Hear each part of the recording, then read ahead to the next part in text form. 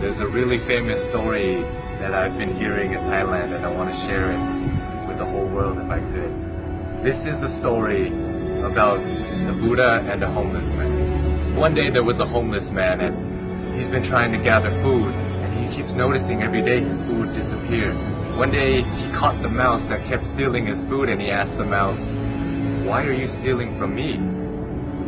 I'm a homeless man. You can steal from richer people than me and it won't have any effect on them." The mouse then told the homeless man, "It's in your destiny that you can only have 8 items in your possession. No matter how much you beg, no matter how much you gather, this is all you'll be able to have." The homeless man was shocked and said, "Why is that my destiny?" And the mouse said, "I don't know. You should try and ask the Buddha."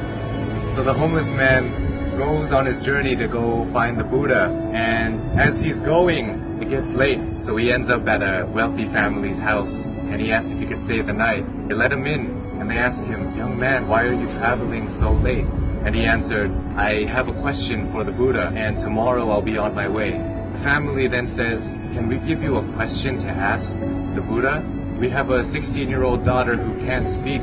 We just want to ask, what do we have to do to make her speak?" So the homeless man thanks them for shelter and tells them, "Of course, I'll ask a question for you." So the next morning he goes and continues his journey and sees a sea of mountains that he has to cross. He climbs up one mountain and he meets a wizard.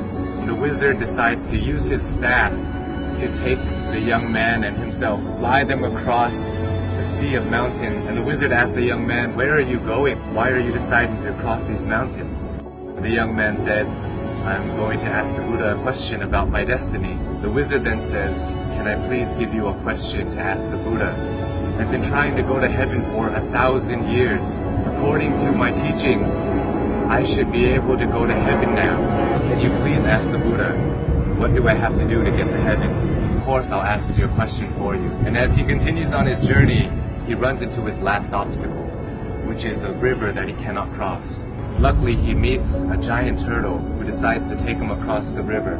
And as they're crossing the river, the turtle asks, "Where are you going?" "I'm going to see the Buddha. I'm going to ask him a question about my destiny." The turtle then says, "Can you please ask a question for me too? I've been trying to become a dragon for 500 years. According to my teachings, I should have become a dragon by now.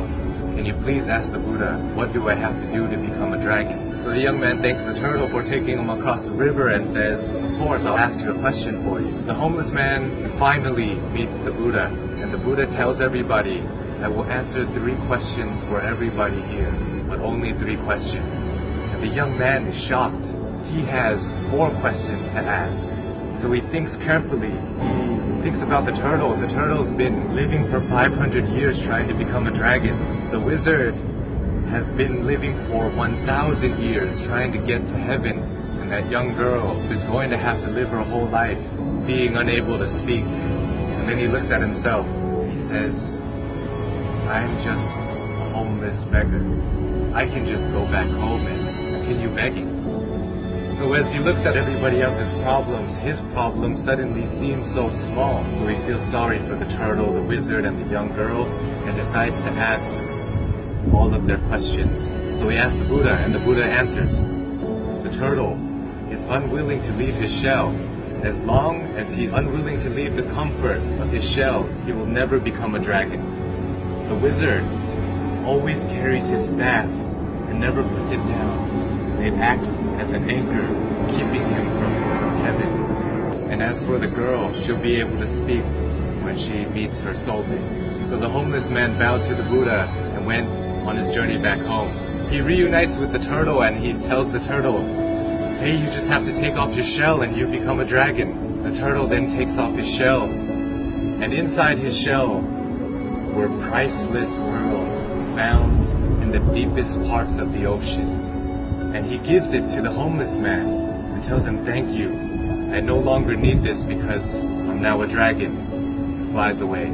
The homeless man reunites with the wizard on the top of a mountain and says, "Hey, you just have to put down your staff, then you'll be able to go to heaven." The wizard lets go of his staff by giving it to the young man.